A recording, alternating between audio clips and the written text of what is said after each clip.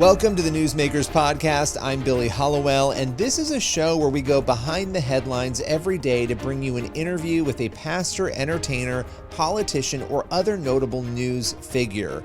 And this is a show, again, it's daily, but it's based on our weekly TV show, which is also called Newsmakers. You can watch it on the CBN News channel and also on our YouTube page. And on this show, every day, we dive deep. It's a little more longer form with one of the people who you will often see on our Newsmakers show or across the CBN News platforms.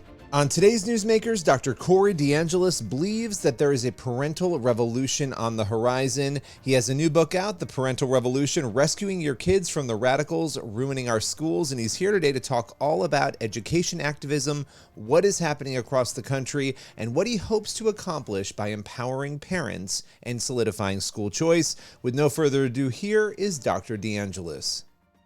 You have a new book coming out, The Parent Revolution, Rescuing Your Kids from the Radicals Ruining Our Schools. A very interesting title on that front. And we're going to get into the book. But before we do, you've been on the forefront of this parental rights and education battle. What was it that initially led you into this area of interest? Yeah, I actually got into this policy area as a researcher. I did my PhD in education policy at the University of Arkansas. So I'm a doctor, but I'm not a real doctor. I'm more like a Jill Biden doctor. I can help you with earned math it. problems.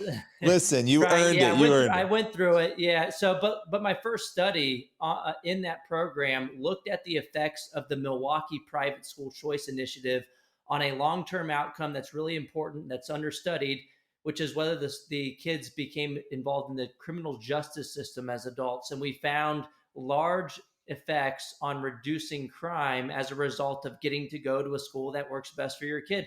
Lo and behold, surprise, surprise, families get to choose a school that is aligned with their values, that isn't involved in drugs and bullying and violence. Their kids less likely to be involved in crime later on in life. So really looking at these non-academic outcomes were really important to me, improving students' mental health, creating better citizens. And the overwhelming preponderance of the evidence shows more choice, better civic outcomes, better long-term outcomes, and better academic outcomes as well. It's a win-win solution. The public schools benefit from competition. The kids, it's a rising tide that lifts all boats for both sectors. But for myself, I actually attended government-run schools, public schools, all through my K-12 education. I had a bad experience in some of those institutions, and the one that I was assigned to for high school, I actually didn't go to that one. I went to something called a magnet school, which is still run by the district, but it's still a form of school choice where you're not assigned to the school. These types of institutions can have their own admission processes and specialized mission, and they don't have as much monopoly power because you're not assigned to it. They have to attract their customers. Families have to choose to go to these schools. And that school was a night and day difference from the school that I was assigned to. And from my experience with this magnet school, it was physically located on the campus of my assigned government school. So I saw the night and day difference for 4 years straight. That was a good opportunity for me, but other families should have educational options too. And it shouldn't be limited to schools that are run by the government. You should be able to choose a magnet school if you want, but you should also be able to take your kids' education dollars to a private, even religious institution if that aligns with your values. And you should also be able to use that money for homeschooling if that's the best fit for your child. Yeah, I mean, there's been a lot of pushback on, using the money or getting a credit and putting it towards religious schools. Of course, you'll hear the separation of church and state. You'll hear these arguments that are made. But the reality is people are paying school taxes, all over this country in different communities, and they pay different amounts based on where they live. Why do you think there is such a pushback on, and this is a very loaded question because it's multiple part, both school choice and then what we just discussed there, the money being maybe given to go to a private school, for instance? Well, these people are freaking hypocrites. The same people who argue against school choice because of the so-called separation of church and state. By the way, the words separation church and state are not in the U.S. Constitution. They're talking about a state-established religion. School choice, you getting to pick your school for your child that aligns with your values, that does not establish a state religion. So this is not rocket science here. But those same people that argue against school choice for this reason, They have no problem with Medicaid vouchers that can be used at religiously affiliated hospitals. You don't have to take your Medicaid dollars to a government assigned hospital. You don't have to take your Head Start pre-K dollars to a government assigned pre-K. The Democrats who support these programs, these programs allow you to take pre-K dollars to a religious pre-K provider. Same thing with higher education with the Pell Grant. These are taxpayer dollars that can be used at religious universities if you want. The funding follows the decision of the family or the student. I'm just arguing we should apply that same logic to the in-between years of K through 12 education. And it's not a separation of state and church and state issue at all, or it does not violate the Establishment Clause, because parents and students and families, they are the primary decision makers. They are the ones who are directly benefiting from the funding. It's their money. They get to take it to the school that's public, private, religious, or otherwise of their choice. And we have tons of Supreme Court precedent on this. From 2002, Zelman v. Simmons Harris established that this was not a violation of the Establishment Clause, a school choice program in Arizona. In 2020, based on a program in Montana. And in 2022, there was the Carson v. Macon case out of Maine. All of these clarified over and over again that school choice, allowing the money to follow the child, is not a violation of the Establishment Clause. I think it's just some people, it might be.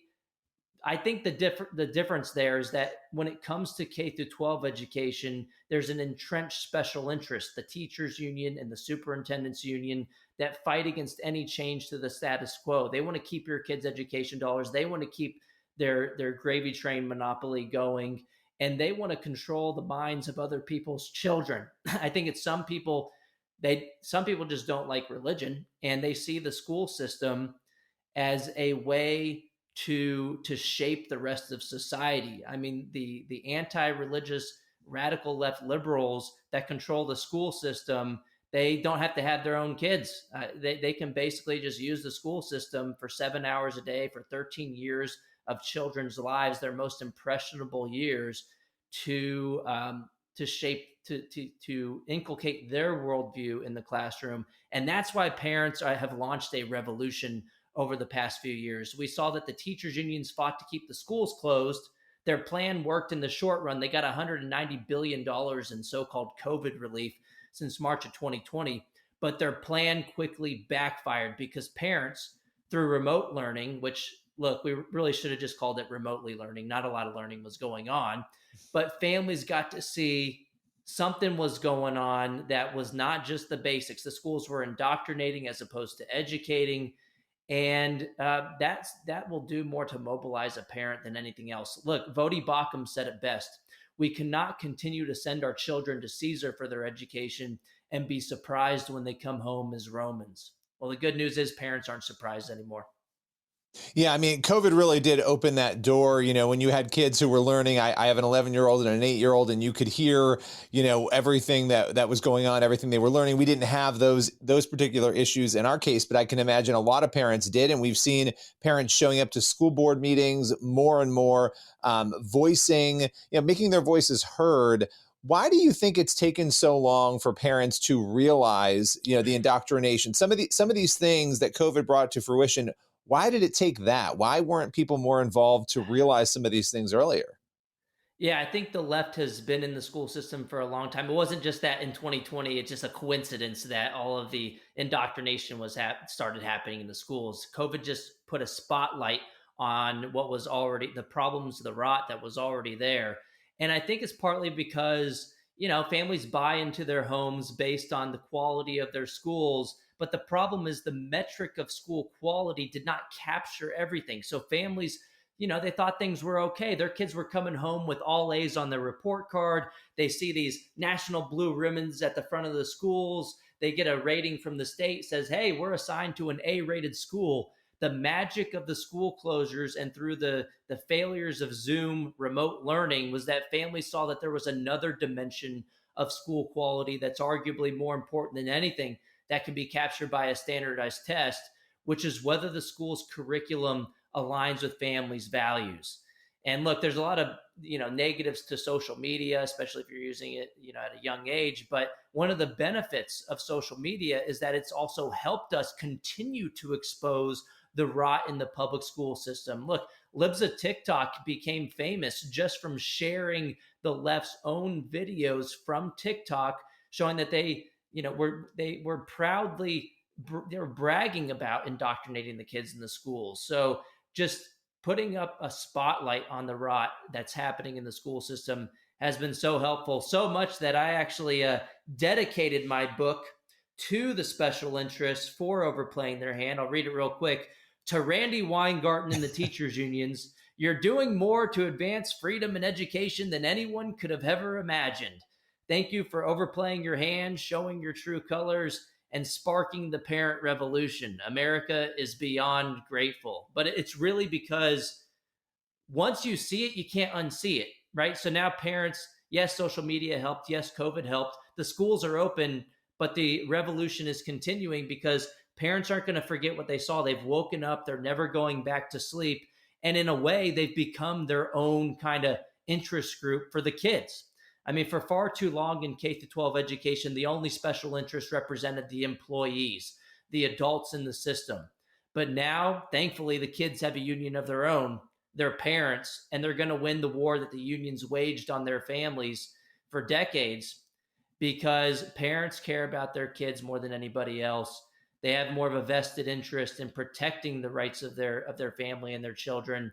And parents happen to have more power in numbers than the status quo. So parents will win. We're already winning in red states. There's a red state school choice revolution unfolding right before our eyes. But it's only a matter of time before the blue states get enough pressure to come along. Look, we live in 50 laboratories of democracy. They're starting to work as the founders intended, at least in some of the red states. So, you obviously read that dedication for your book, The Parent Revolution. And, this is a book that I imagine is going to give people a lot of resources, a lot of information, and sort of unpack a lot of what we're talking about here in a deeper form. What is your hope for the reader of this book? What do you want to leave people with? I want them to feel optimistic. Look, there's a lot of things to be negative about in our polarized political society today in this country. There's a lot of disagreement, but look, the majority of Republicans, independents, and Democrats support education freedom. And this happens to be a policy that the unions are losing on and that we are finally winning on. Look, Milton Friedman wrote about this decades ago, and I wish he were alive today to see his ideas finally coming to fruition.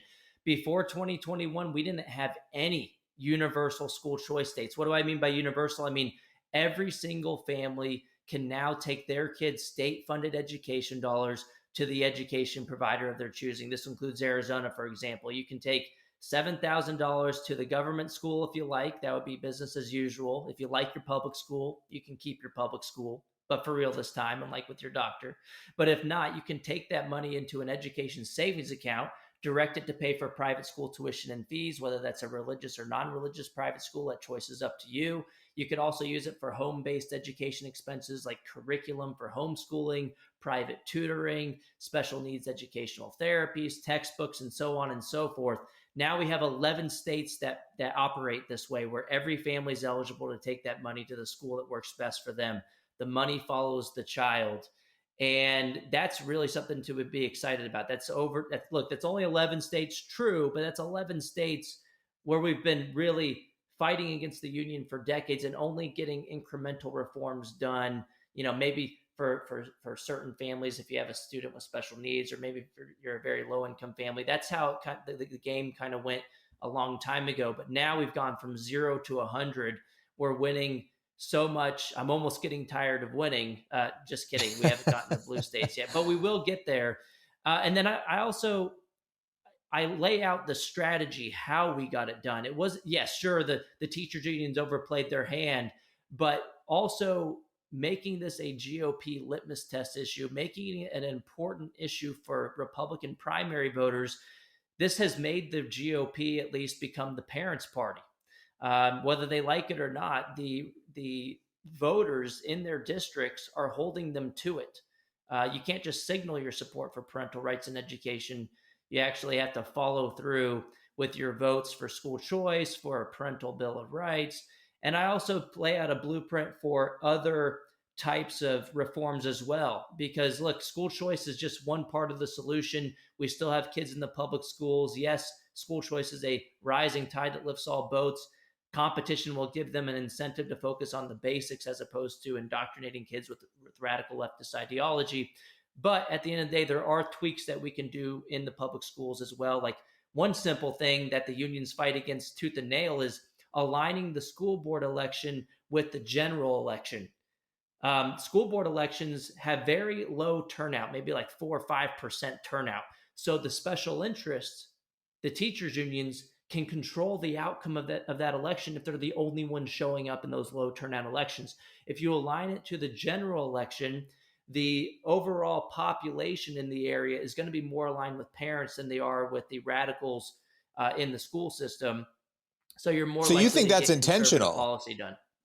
You think that's intentional on the part Oh, of the yeah. unions? Oh, Oh, they wow. send out messaging all the time saying, look, they send it to their members internally. They did it in Texas recently as well. I tweeted about it. And they say that, look, these are really low turnout elections. We got to have our members show up because then their candidate, their handpicked candidate will have and look, it's funny because these are the same people generally who say, oh, conservatives are a threat to democracy. They want to suppress voter turnout. And then this simple change, moving the special interest controlled school board election and other education elections on timing with the general election, will increase voter turnout. So it just reveals their hypocrisy on the issue too. So Republicans in particular, and anyone who supports parents getting more of a say in their kids' education, because this isn't limited to Republicans. In fact, in Louisiana this year, they passed easily through their House universal school choice. It's not done yet, it has to go through the Senate, but they passed the House with a supermajority, 72-32. 20% of the Democrats in the House in Louisiana even voted for it. So the political winds are shifting so much that you now have Democrats coming along, crossing the aisle, doing the right thing for their constituents, as opposed to the special interest, those being in the teachers unions. You even have a now governor of Pennsylvania. His name is Josh Shapiro. He went on Fox News supporting school choice last year, and right before his election in 2022, he changed his education platform to include a specific form of private school choice. And look, Milton Friedman said it best. A lot of people, push back when I point this out, and they say, "Oh, look, why are you supporting a Democrat?" Well, first of all, I'm going to support anyone who supports school choice. But I wrote about this in the Wall Street Journal, and my point wasn't to say go vote for Josh Shapiro. His opponent supported school choice too. But my point was to remind people of the wise words of Milton Friedman, who once said that the way that you change things isn't about getting the right people into office. That obviously helps if they're voting for the things that you want.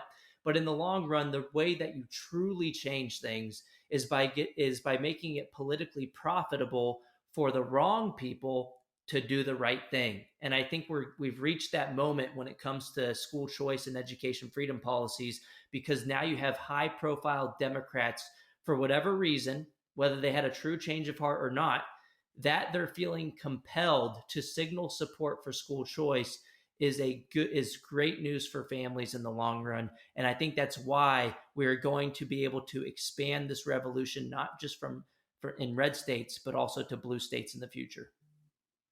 So my final question for you, in light of the parent revolution and all of the things, obviously people know you on social media, sharing a lot of the stuff we've talked about, a lot of these acts of bias that we see. What has been, and maybe this will be tough to answer, I don't know, but the single most shocking thing to you, and I would imagine a lot doesn't shock you anymore, that you have seen bias-wise, or just maybe one anecdotal that you've seen in the schools so far? I mean, yeah, there's a nonstop stream of this. But look, one of the most shocking things was a couple of years ago, you had the National School Boards Association sent a letter to the Biden administration implying parents should be investigated for quote unquote domestic terrorism under the Patriot Act. They tried to mobilize the FBI against parents just for wanting more of a say in their kids' education and showing up for the democratic process of school board meetings and trying to provide that feedback. It was an attempt to bully and silence parents into submission. But again, their plan backfired. It only emboldened parents to push back even harder, because parents care about their kids more than anybody else. They know their kids' educational needs more than bureaucrats sitting in offices hundreds of miles away. And since then, 26 states have left the National School Boards Association. In earlier drafts of their letter, they even called for the military and the National Guard to be deployed to school board meetings to monitor parents. I mean, it was just a sick overreach of federal government power, or at least an attempt at doing so. And now you can basically call them the Regional School Boards Association, because 26 states have left. And that really goes to show you the parent revolution does have true power. When parents lock arms and fight back, they can cause real change. They're basically a new political juggernaut to be reckoned with. And politicians from all parties would be wise to listen to them going forward. And I will say one last thing. The other thing that parents are really upset about right now is just the books that have sexually explicit content in libraries. You have the other side calling the conservative parents who are upset about these things. And it's not just a conservative issue. Democrats and independents don't want these books in the libraries either. And then you have the radicals who do want these sexually explicit content for young children in schools.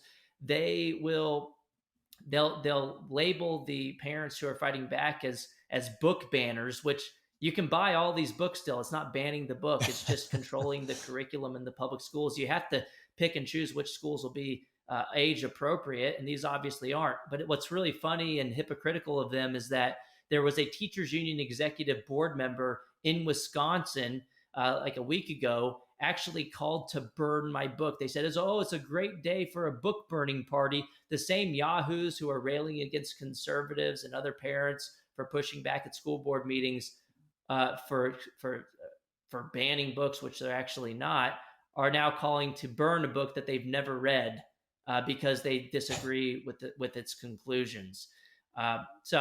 And then one more thing on that topic is that you have the school boards who are supposed to be accountable to parents in the community, cutting off families' mics at the school board meetings still for reading these books that are somehow okay for young kids, but they're too beyond the pale when it comes to reading it at the school board meeting, which really just goes to show you that the parents are right.